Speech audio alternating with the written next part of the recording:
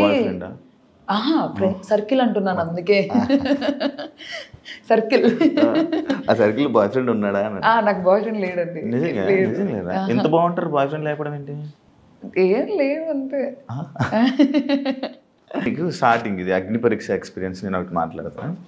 Lady luck అన్నదానికి అది ఎందుకండి ఇప్పుడు స్టోరీ పెట్టావు, ఎంత క్లారిటీ ఇచ్చావు, నాకు నచ్చట్లేదు అని చెప్పి. ఎందుకు?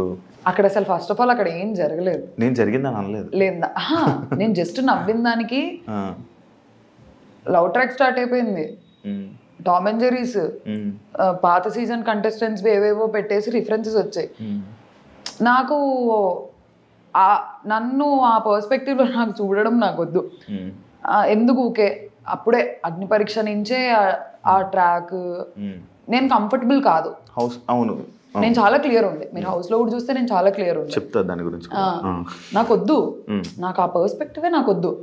ఎందుకు లవ్ ట్రాక్ నచ్చవా? లవ్ నచ్చదు అసలు? అలా కాదు,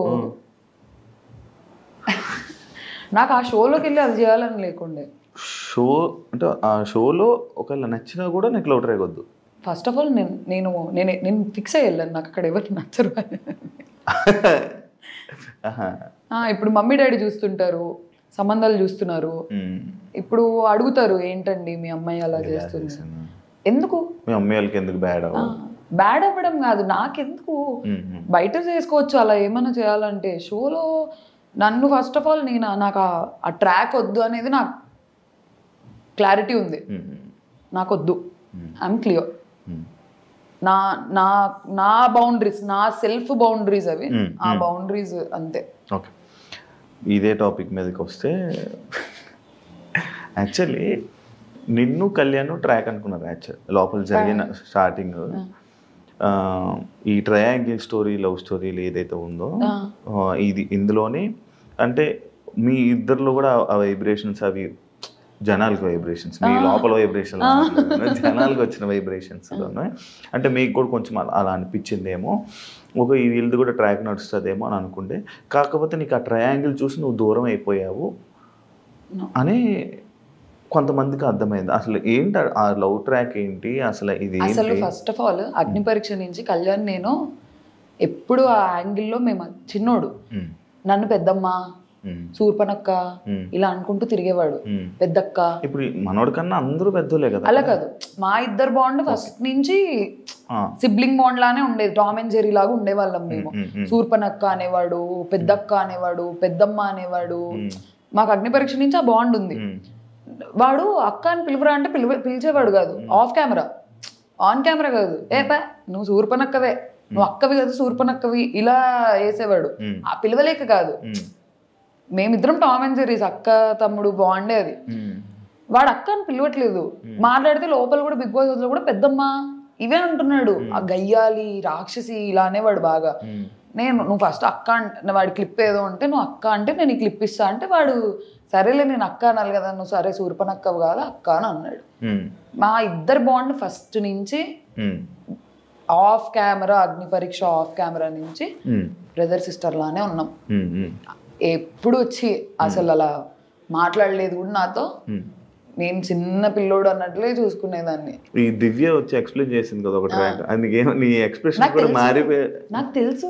నేను హ్యాపీగా ఫీల్ అయ్యా, వెళ్తుందని నాకు తెలుసు. నిజంగా కనెక్ట్ అవుతున్నారా?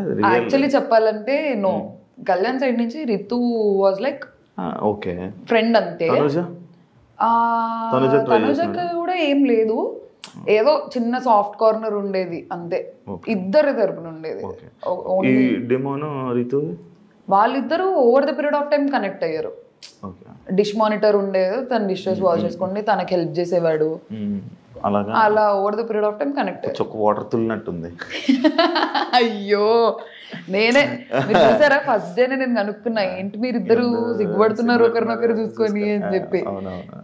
అలా అఫెక్షన్ ఉంటారు ఫ్రెండ్స్. నాకు మరి ఇంకా నాకు తెలిసింది అయితే మంచి ఫ్రెండ్షిప్ ఉంది, కొంచెం అఫెక్షన్ ఉంది, అంతే తెలుసు. నీ దాని మీద ఇదే కళ్యాణ్ దాని మీద ఒక వీడియో లైక్ ఆ ఒక్క ఎపిసోడ్ ఏదైతే ఈ బజర్ రౌండ్ ఎపిసోడ్లో ఆ ఒక్క ఎపిసోడ్లో నువ్వు మనోడు నీ దగ్గరికి ఎన్నిసార్లు రావాలని ఓదార్దామని నీ దగ్గరికి వచ్చినా ఎప్పుడు నీ మీద చెయ్యేద్దామని ట్రై చేసినా లేకపోతే ఇచ్చేద్దామని నువ్వు ప్రతిసారి తోసేస్తున్నావు అనమాట. అలా తోసేయడం, ఇలా తోసేయడం, ఇలా పంపడం. ఆ ఒక్క ఎపిసోడ్లో ఎన్నిసార్లు రా తోసినా ఎందుకురా అలాగే ఎన్నిసార్లు వెళ్తావు అన్నట్టు ఇది అయిందన్నమాట. అది ఎందుకు తోచా నీకు ఏం అర్థమైంది అక్కడ? ఏం అర్థం కాలేదు. నేను ఏడుస్తున్నా, వద్దురా బాబా ఆగండి మీ ఓదార్పు. నేను కళ్యాణనే కాదు డెమోన్ వచ్చిన కింద కూర్చో, డోంట్ ఆగండి, నా స్పేస్ నాకు ఇవ్వండి అన్నట్టే ఉండే. వాడేదో అలా వచ్చి అలా ఏం చేయలేదు, అలా అన్కంఫర్టబుల్ అయితే అలా ఏం చేయలేదు. నేను నాకు నా జోన్లో ఉండే. నేను శ్రీజన్ కూడా దగ్గర రానివ్వలేదు, అబ్బాయిలనే కాదు అమ్మాయిని కూడా please please give me some time అన్నట్టు ఒక్కదాన్ని కూర్చొని ఏడ్చుకుందాము ఎందుకు ఓకే అని చెప్పి. హౌస్లో నువ్వు చేసిన పెద్ద బిగ్గెస్ట్ మిస్టేక్ ఏంటి? బర్నీ గారు నామినేషన్ అనుకుంటా. ఇంకా అరవడం, ఇంకేం చేయలే. ఓకే, అదే నేను అడిగాను అంతే.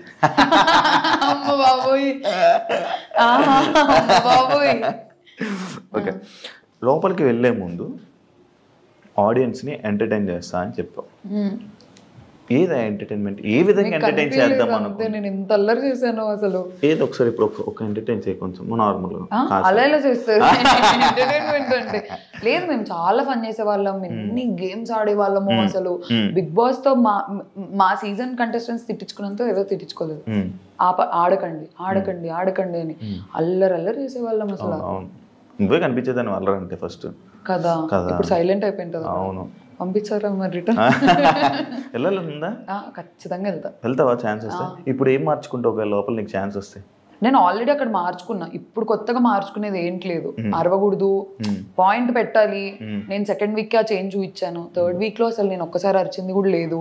I was clear. ఎంజాయ్ చేద్దాం, ఫన్ చేద్దాం అని ఇమాన్యుయల్ తో తిరిగేదాన్ని. ఫేస్ ప్యాక్లు వేసేదాన్ని అందరికి. సుమనన్న కేసా, ఇమాన్యుయల్ కేసా. ఫేస్ మాస్క్లు అన్ని ఒక్కొక్కసారి ఉంటాయి. అన్ని నావే. వేసుకుంటుంటా నార్మల్గా? నేనా వేసుకుంటా, వీక్లీ వన్స్ అలా ఎప్పుడో వేసుకునేదాన్ని. రోజు భయం వేసేదాన్ని పాపం. రోజు కాదు, ఏమైంది ఒక రోజు నేను రిత్తు వేసుకున్నాము వీకెండ్ ఎపిసోడ్ అప్పుడు. సుమనన్న నేను ఫేస్ వాష్ చేసుకున్న తర్వాత నాన్న తెల్లగా ఎవరా అని అన్నారు. మర్చిపోయినా డైలాగ్ ఉంటది, వచ్చి నువ్వు వచ్చి ఫేస్ మాస్క్ నచ్చుకొని ఇలా వస్తే బాగున్నదా? బాగుంది. మళ్ళీ నెక్స్ట్ వీక్ వేస్తానులే అంటే ఉండాలి కదా అంటే అయ్యో అలాగా అయిపోయింది. నన్ను అన్నారా? నేను అన్నానా? వెంటనే లేదు నాన్న, నువ్వెక్కడికి వెళ్తావు, నువ్వు ఎక్కడికి వెళ్ళావు, నువ్వు చూస్తూ ఉండు, నువ్వు లాస్ట్ వరకు ఉంటావు అని అన్నారు. సుమన్ అన్నారు. ఎడిటింగ్ లో కట్ అయిపోయింది. అర్థం చేసుకో, ఓ నన్ను అన్నారా అంటే నాకు అలా అర్థమైంది. అంటే ఓ నామినేషన్, ఓ నన్ను అన్నారా నేను అనుకున్నా. కానీ no he's a sweet heart. కానీ చాలా సింపుల్ గా తీసుకున్నావు. లేవో నన్ను అన్నారా అనుకుని. లేదు, ఎందుకంటే నాకు తర్వాత కాన్వర్సేషన్ ఉండే కదా. ఓ నన్ను అన్నారా అంటే పిలిచి మరి లేదు నాన్న, నువ్వు ఎక్కడికి వెళ్తావు చూస్తుండు, నువ్వు గెలుస్తావు అనే స్వీట్ హార్ట్ అసలు. ఓకే, నాకు సార్ పాపం నీకు హగ్గిద్దాం అనుకున్నారు, ఎందుకు ఇవ్వలేదు? ఎప్పుడు స్టార్టింగ్ పాపం ఇలా వస్తే ఇలా వెళ్ళిపోతావు అనమాట. ఒకటి ఉంది. అవును, దానికోసం కూడా నడిచింది. బామ్మ నాకు సార్ హగ్గు ఎవరన్నా కాదంటారా? చూసారా సార్ డబుల్ యాక్షన్. నాకు సార్ ఇస్ నాకు సార్. మరి ఎందుకు నాకు సార్ వెళ్ళిపోయేటప్పుడు రెస్పెక్ట్ ఇవ్వకుండా కాలు మీద కాలు వేసుకుని ఇదే సిట్టింగ్ లో ఉన్నావు, రెస్పెక్ట్ ఇవ్వలేదు? అంత నెగిటివిటీ రావడానికి రీజన్స్ ఏమనుకుంటున్నావు? నేను ఫస్ట్ ఆఫ్ ఆల్ లోపల నాకు నెగిటివిటీ వచ్చిందని తెలిసింటే నేను అలా చేసేదాన్ని కాదు. నేను నాలానే ఉన్నా. అంటే అది కావాలని చేసిందా? లేదు, నేను లౌడ్ హైపర్ యాక్టివ్ పర్సన్ని. ఆనందం వచ్చినా ఎక్కువే, బాధ వచ్చినా ఎక్కువే, కోపం వచ్చినా ఎక్కువే, అన్ని ఎక్కువే.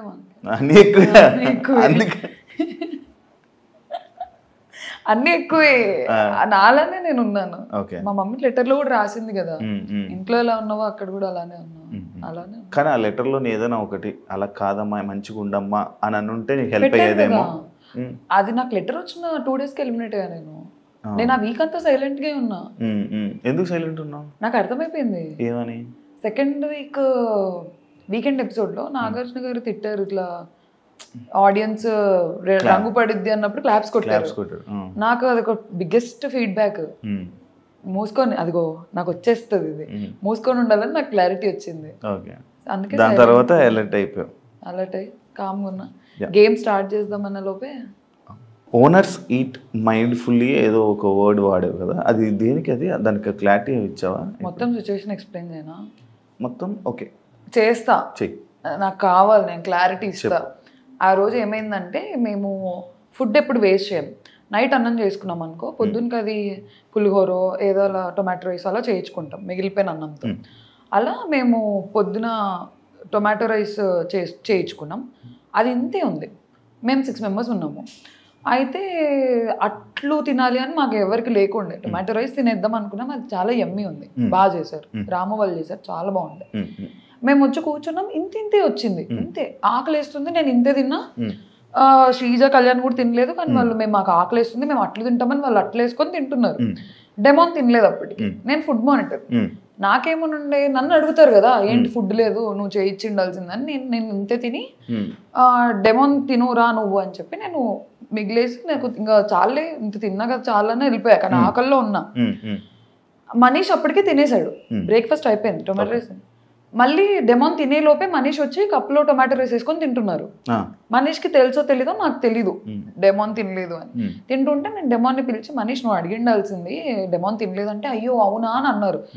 నార్మల్గా చెప్పాం అయ్యో అవునా అంటే డెమోన్ ఇంకా తిను బ్రో అది అని అన్నారు. మధ్యాహ్నం అంతా ఏదో గొడవ అయింది, నాకు గుర్తురాట్లేదు, ఏదో గొడవ అయింది.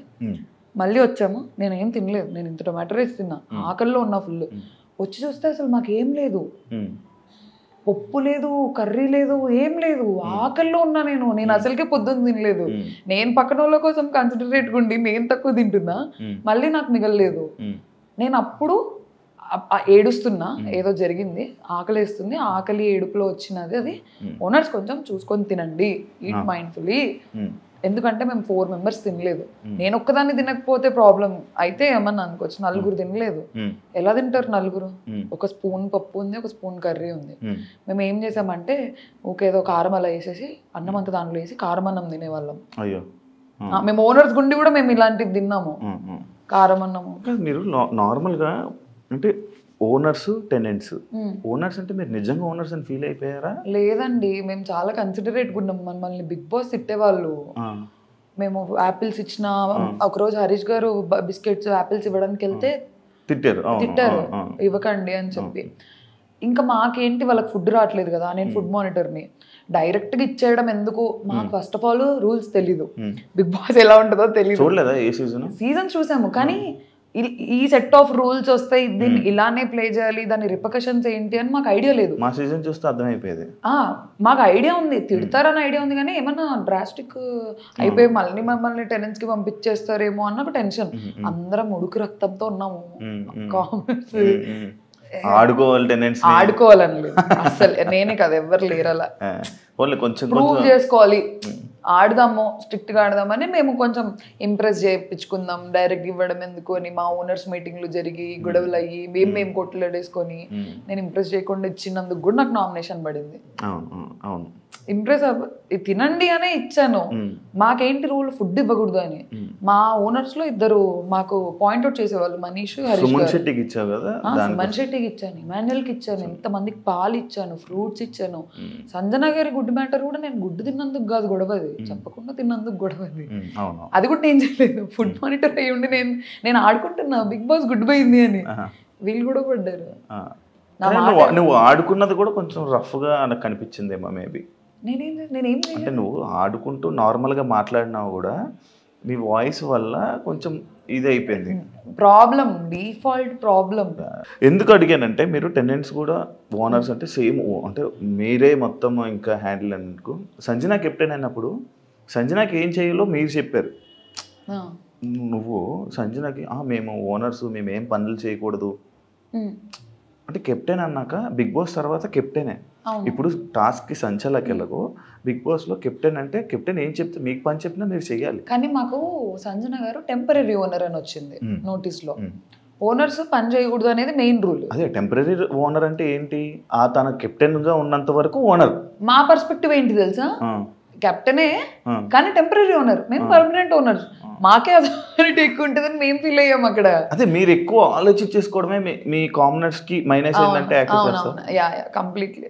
ఎందుకు ఎక్కువ ఆలోచించేవాళ్ళు? నార్మల్ ఏం ఆలోచించేవాళ్ళం కాదు, మాకు మాట్లాడితే చాలా ఓనర్స్ మీటింగ్ అని చెప్పి పిలిచేవాళ్ళు. మనీష్ కి హరీష్ గారికి క్లాసెస్ ఎక్కువ ఉండేవి, మనీష్ కి ఏం బ్యాడ్జ్ లేదు, సో అన్నిట్లో ఇన్వాల్వ్ అయ్యేవాడు. ఇది ప్రాబ్లం ఇది ప్రాబ్లం. మనీష్ పర్ఫెక్షనిస్ట్ అనమాట, ఇది ఇలానే జరగాలి, ఇది ఇలానే చేయాలి, మనం ఓనర్స్ అంటే ఒక మెతుకు ఇవ్వకూడదు, ఒక ఫ్రూట్ ఇవ్వకూడదు, ఎందుకు ఇచ్చారని గొడవలు అలాగే స్టార్ట్ అయ్యాయి మాకు. మరి మనీష్ని అడిగితే నేను అలాగే ఏం చేయలేదు, అందరికీ సింపుల్గా వదిలేసాను అని చెప్పాడు. ఎవరితోనా? అవునా? లైవ్ చూసారా? చూసా. నామినేషన్ కూడా అదే ఇష్యూ మీద పడింది, మన సుమన్ శెట్టి చేసిన విషయంలో.